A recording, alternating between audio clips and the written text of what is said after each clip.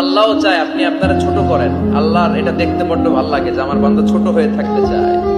মান তাওয়াদা তারাফা, যে নিচে নামতেছে আল্লাহ টাইনা উঠায়, আর যে উঠতেছে আল্লাহ থাপ্পড় মেরে নিচে নামায়। কথা কন।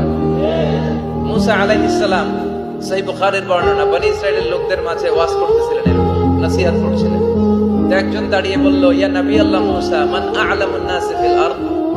হে মুসা নবী, জানতে বড় মনে চায় বর্তমান পৃথিবীর সবচেয়ে বড় জ্ঞানী কে? মুসা আলাইহিস সালাম কয় আমি।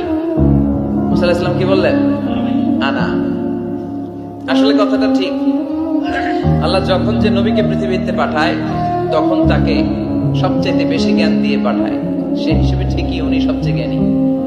কিন্তু উনি এইভাবে নিজেকে সবচেয়ে বড় জ্ঞানী বলে দিবে, এটা আল্লাহর পছন্দ হয় না।